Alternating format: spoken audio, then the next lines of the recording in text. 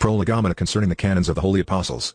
Various councils, or rather to say conventions, of the Holy Apostles, according to some, were held as follows. The first one in the year 33 or 34 after the birth of Christ, with regard to the selection of an apostle to take the place of Judas the traitor, when, after Joseph and Matthias were proposed, the lot fell to Matthias. Acts, ch. 1. The second was held in connection with believers whose heart and soul were one, when all of them who owned fields and houses, or anything else, would sell them and bring the cash and lay it at the feet of the apostles, in order that they might provide for those who were in want. Acts, 4-4. Admittedly, however, this convention cannot be plainly inferred from the text of the Acts. The third one was held when the deacons were selected to serve at table. Acts, 6-2. The fourth, when the apostles and the brethren by circumcision heard that St. Peter had baptized the heathen Cornelius and all his household, and began quarreling with him. Acts, 11-2-3. The fifth one was held when the apostles and the presbyters, or elders, assembled themselves to consider the question as to whether those faithful who had not been circumcised in accordance with the law of Moses could not be saved, as some persons were saying who had come down from Judea to Antioch. This convention and council proper of the apostles is one which every critic must call a council or synod, or rather to say, an example, and prototype of later councils, since it contains also the name and the characteristic peculiarities of councils. For there rose up certain men among the sect of the Pharisees, saying that it was necessary to circumcise them. Acts, 15-5. Here, behold, is the dispute and quarrel which the council required. And the apostles and elders convened to consider this matter. Ibid. 6. Here, behold, the council is even called a convention, and after there had been much discussion. Ibid. 7. Here, behold, was the preceding investigation concerning it. Then it seemed best to the apostles and the elders together with all the church. Ibid. 22. And it seemed best to the Holy Spirit and to us. Ibid. 28, etc. Here, behold, are to be seen the vote and the decision. This convention took place after the Assumption of Christ in the year 17. The sixth convention of the apostles took place in the year 56 or 58, when St. Paul went in with them to James, the brother of God, and all the elders were present. Ibid. 21:18. Some authors think that there was also another convention of the apostles in Antioch, which promulgated 9 canons, as is noted by several Western fathers, concerning which see the footnote to Ab. Circa 85, and even other conventions, of which the largest and notable one, say the Westerners, was held in the year 14, when the apostles were about to separate from each other. There it was, they say, that the symbol of the faith called the Creed of the Holy Apostles was composed, concerning which see the second footnote to C. I of the sixth. These things being as stated, at which one of these conventions did the divine apostles issue through Clement the present 85 canons of theirs? Regarding this point antiquity has left us no exact information stochastically. Nevertheless, one might say that they ordained them at that said largest and notable convention, when they were about to separate from each other and to be scattered for the preaching of the gospel. But inasmuch as many heretics, perhaps also some of the Westerners, I say perhaps because, according to the testimony of Anthony Force the Jesuit, in his preparation for the priesthood, their so-called ecumenical council held in Trent ratified all of them, numbering 85. Yet, being censured by the present canons for their innovations, they open their mouths against them, alleging that not all or only some of them are genuine canons of the Holy Apostles. We have very diligently made it our business, however, to hedge them round with 1,000 Greek shields, oblong in shape, and with all the darts of the mighty ones.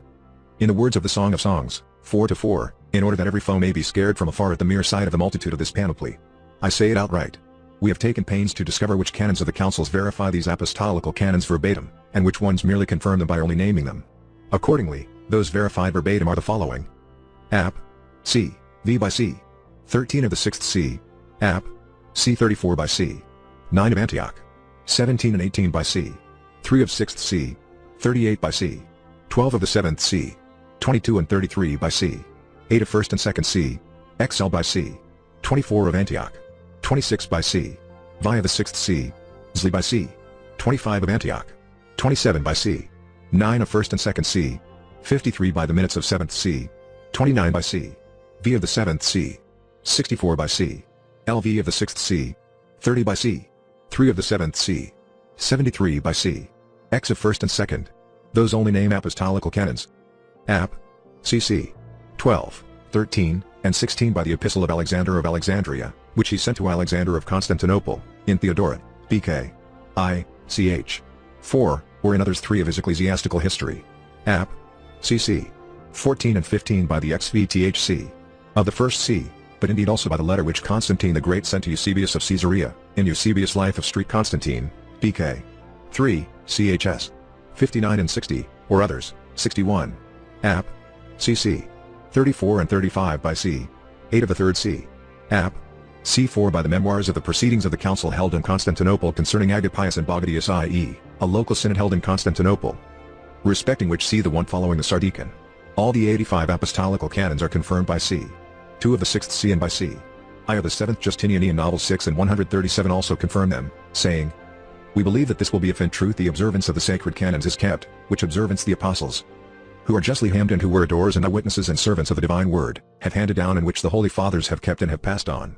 Both Theodosius and Valentinian mention them in the flesh, in attacking Irenaeus the bishop of Tyre, see Dositheus, p. 610 of the Dodecabiblos. They are also confirmed by the following exegetes of the canons: Zonaras, Balsamon, Alexius Aristurus, Simeon, or Simeon, the Magister and Logothete, Matthew Blastares the Hieromonach, Joseph the Egyptian, and Photius. John Damascene also confirms them by saying, "The 81 canons of the Holy Apostles through Clement, BK. 4, ch. 18, concerning orthodoxy." John the Antiochian also calls them canons of the Holy Apostles in title L. And Johannes Scholasticus, the Patriarch of Constantinople, in his preamble to the collection of the canons, speaks thus: "The holy disciples and apostles of the Lord promulgated 85 canons through Clement." I am leaving out of account the perfectly obvious fact that the 25 canons of the council held at Antioch are not only consonant with the apostolical and respective sense, but even contain whole sentences taken therefrom but corrupted. A proof of the genuineness of the apostolical canons is also the fact that the rest of the canons, conciliar as well as those of the individual fathers, exhibit an agreement and parallelism in sense which may be seen in every apostolical canon in the present handbook.